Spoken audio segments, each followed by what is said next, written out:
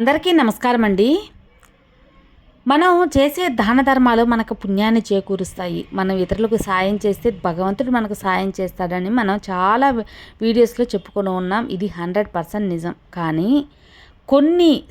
కొంతమందికి మనం చేసిన సహాయాలు అదే మనకు పాపంగా మారిపోతూ ఉంటుంది. అది ఎలాగా, ఎవరికి దానం చేయాలి, ఎవరికి సహాయం చేయాలి అనే విషయాన్ని ఇప్పుడు మనం ఈ వీడియోలో తెలుసుకోబోతున్నాం. Welcome back to our channel positive vibes in Telugu. ఒక రాజ్యంలో మహారాణి చాలా సౌందర్యవతి. చూడటానికి ఎంత అందంగా ఉంటుందో, గుణం కూడా చాలా మంచిది. ఇతరులకి సహాయం చేయటం, కష్టంలో ఉన్న వారికి వాళ్ళ బాధని తీర్చటం, తన వంతు మాట సహాయం చేయటం కూడా చాలా అలవాటు మహారాణికి. ఎప్పుడు తన కోసం వచ్చి సహాయం కోరిన వాళ్ళకి లేదు అన్న మాట లేకుండా తనకు తోచిన సహాయం కానివ్వండి, తన దగ్గర ఉన్నంతలోనే సహాయం చేస్తుంది మహారాణి.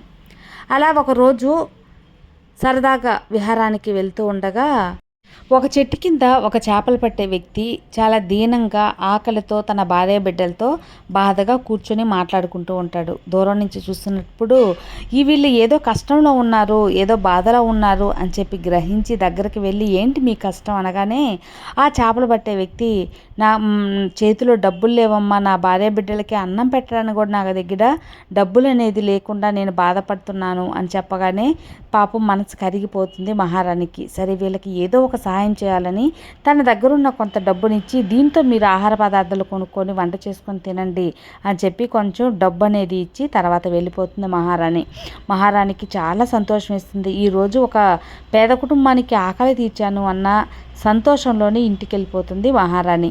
కానీ ఆ డబ్బులతో ఆ చేపలు పట్టే వ్యక్తి ఆహార పదార్థాలు అనేవి కొనుక్కోకుండా ఒక వల అనేది కొనుక్కుంటాడనమాట. ఎందువల్లంటే అతని జీవనాధారం చేపలు పట్టడం. అతనికి జీవనాధారంకు కావలసిన వల అనేది లేకపోవడం వల్ల అతని బతుకు తెరువుకి వల అనేది ఎంతో అవసరమవుతుందనే ఉద్దేశంతో ఆ డబ్బులతో వలననేది కొనుక్కొని తర్వాత పక్కనే ఉన్న చెరువులో ఆ వలని వేసి కొన్ని చేపలు పడతాడు. ఆ చేపలని అమ్ముకొని అతను జీవనాధారంగా బతుకుతూ ఉంటాడు.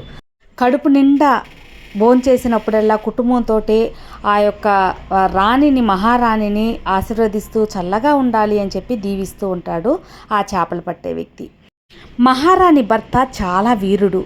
చుట్టుపక్కల రాజ్యాల వాళ్ళందరూ కూడా మహారాణి భర్త అంటే చాలా భయపడుతూ ఉంటారు. అతనితో పోరాటం అంటే సాధ్యం కాదు, గెలుపు అనేది అతనితో యుద్ధం చేసి ఎవ్వరం కూడా గెలవలేము అని చెప్పి భయపడుతూ ఉంటారు చుట్టుపక్కల రాజ్యాల రాజులు. కానీ ఏమైందో కానీ కొద్ది రోజుల తర్వాత మహారాణి భర్త చాలా బలహీనుడైపోతాడు.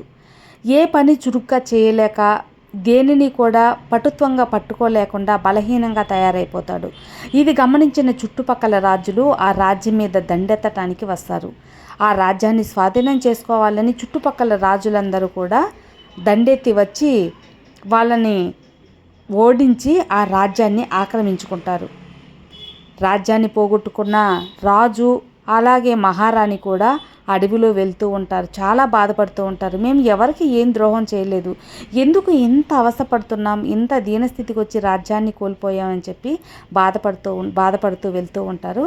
అలా వెళ్తూ ఉన్న దారిలో ఒక ఆశ్రమంలో ఒక ఋషి తపస్సు చేసుకుంటూ ఉంటాడనమాట. ఇక్కడ ఏదో ఒక ఆశ్రమం ఉంది అని చెప్పి అట్ట తొంగి చూసేసరికి అక్కడ ఒక గురువు గారు తపస్సు చేసుకుంటూ ధ్యానంలో ఉంటారు. ఈ గురువు గారిని అడిగితే ఏదైనా మనకు మార్గం దొరుకుతుంది, ఎందువల్ల మనం ఎంత కష్టాలు పడుతున్నాము అని చెప్పి అడగటానికి ఆశ్రమం లోపలికి వెళ్తారు. వీళ్ళు రావటం గమనించిన ఆ గురూజీ కళ్ళు తెరిచి చూసి, రండమ్మా ఏంటి మీరు ఇలా వచ్చారు, ఏదైనా సమస్య, నా వల్ల ఏమన్నా సహాయం కావాలా అని చెప్పి గురువుగారు అడుగుతారు. అవును గురువుగారు, మేము ఈ యొక్క రాజ్యాన్ని పరిపాలించే రాజు నేను ఈమెన భార్యని, మేము మంచిగా బతుకుతూ ఉన్నాము, ఈ రాజ్యాన్ని చక్కగా పరిపాలిస్తున్నాం, ప్రజల్ని కూడా ఏ ఆపద రాకుండా ఏ కష్టం రాకుండా చూసుకుంటున్నాం, తగినన్ని సదుపాయాలు అన్నీ సక్రమంగా ఉంటున్నాం, నా వల్ల అయినంత మేము సహాయం చేసే గుణం కలవారిమి. కానీ ఇప్పుడు రాజ్యాన్ని పోగొట్టుకొని ఇల్లు వాకిలి లేకుండా అనాథగా ఉన్నాము. మనం ఉన్న రాజ్యాన్ని వేరే వాళ్ళు ఆక్రమించేశారు. నేను ఎవరికి కలలో కూడా చెడు తలవని మాకు ఎందుకు ఎన్ని ఆపదలు, మాకెందుకు ఇన్ని కష్టాలు, ఏమై ఉంటుంది అని చెప్పి అని రాణి ఆ గురువుగారిని అడుగుతుందనమాట. సరే అమ్మ, ఒక 4 నిమిషాలు అలా ఉండండి, నేను ధ్యానంలోకి వెళ్తాను అని చెప్పి ధ్యానంలోకి వెళ్ళి ఆయన జరిగింది ఏదో తెలుసుకోగలుగుతారు. ఎందువల్లంటే వాళ్ళు తపస్సు చేసి ఉంటారు కదా గురూజీలు, అలా తపస్సు చేసి జ్ఞానశక్తితో ఏం జరిగింది అని చెప్పి తెలుసుకుంటారనమాట. తర్వాత కళ్ళు తెరిచి, అమ్మా నువ్వు ఎవరికైనా ఒక 3-4 నెలల క్రితం ఎవరికైనా నువ్వు సహాయం చేసావా అంటాడు. అవును స్వామి, నేను చాలామందికి చేశాను, 3-4 క్రితం చేశాను. ఒక చేపలు పట్టే వ్యక్తి కుటుంబంతో కష్టపడుతూ ఉంటే ఇదిగో డబ్బులు అని చెప్పి వాళ్ళకి ఆహారానికి ఇచ్చాను స్వామి. అవును చేశాను అంటాడు. అదేనమ్మా నువ్వు చేసిన పాపం అంటాడనమాట. ఏంటి స్వామి అలా అంటారు? ఆకలిగా ఉన్న వాళ్ళకి ఏదైనా సహాయం చేయటం, కొనుక్కొని తినండి, ఏదైనా వంట చేసుకోండి అని చెప్పి డబ్బులు ఇవ్వటం తప్ప అంటే, కానీ వాళ్ళు ఆహారం కొనుక్కోకుండా ఆ చేపలు పట్టే వ్యక్తి తన జీవనాధారంగా ఒక వలను కొన్నాడు. ఆ వలతో రోజు కొన్ని వందల చేపల్ని పట్టి అమ్ముకొని జీవిస్తున్నాడు.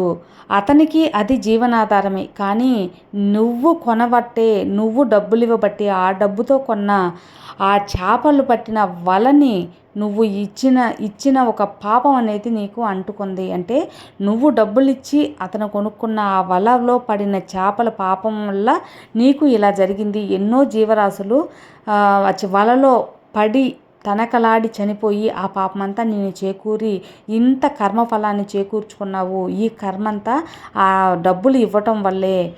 అంటే సహాయం చేయటం తప్ప స్వామి ఇలా చెప్పారు ఏంటి అంటే, అప్పుడు గురువుగారు ఇలా చెప్తారనమాట. సహాయం చేయటం తప్పు కాదమ్మా, కానీ ఎవరికి చేస్తున్నాం, ఎలా చేస్తున్నాం, ఏ పద్ధతిలో చేస్తున్నాం అన్నది కూడా గుర్తుంచుకోవాలి.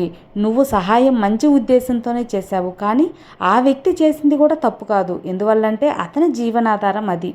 కానీ ఆ పాపం, ఆ చేపల తనకలాడి కొట్టుకొని చనిపోయిన ఆ పిల్ల పాపలతో తనకలాడి చచ్చిపోయిన ఆ పాపమంతా నిన్ను చేకూరింది. ఇది విధి రాతమ్మ, ఇది ఎవరో మార్చలేరు.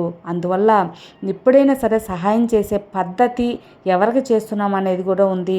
నువ్వు వాళ్ళకి సహాయం చేసేటప్పుడు ఆహార పదార్థాలుగా ఇచ్చుంటే వాళ్ళు కడుపు నిండుగా తిండేవారు అని వివరంగా చెప్తారనమాట. ఇంకా ఏం చేయలేని పరిస్థితితో తలదించుకొని వెళ్ళిపోతుంది మహారాణి. ఇప్పుడు ఈ యొక్క నీతి మహారాణికే కాదండి, మనందరికీ కూడా సహాయం చేయటం, ధర్మం చేయటం, ఇతరులకు సహాయపడటం అనేది మంచి ఉద్దేశమే. కానీ ఎవరికి చేస్తున్నాం, ఎలా చేస్తున్నాం, ఏ పద్ధతిలో చేస్తున్నాం అనేది కూడా చాలా ముఖ్యమే. ఎవరికైనా సహాయం అన్నప్పుడు వాళ్ళు ఏ పరిస్థితిలో ఉన్నారు, ఆ పరిస్థితికి తగ్గట్టు మనం సహాయం చేయాలి. ఆ పద్ధతిలో మనం సహాయం చేస్తే వాళ్ళకి నేరుగా అంటుకుంటుంది. మనకు, మన పిల్లలకి, మన వంశానికి, కుటుంబానికి కూడా ఎలాంటి పాపాలు అంటకుండా ఉంటాయి అని చెప్పి ఈ కథలోని నీతండి. ఈ కథ కూడా మీకు అందరికీ నచ్చుతుంది అనుకుంటున్నాను. నచ్చితే లైక్ చేయండి, మరి కొంతమందికి షేర్ చేయండి. కొత్తగా మన ఛానల్ చూస్తే సబ్స్క్రైబ్ చేసుకోండి. మరో మంచి మోటివేషనల్ వీడియోతో మళ్ళీ కలుద్దాం. అంతవరకు have a good day friends. Thank you for watching. Bye.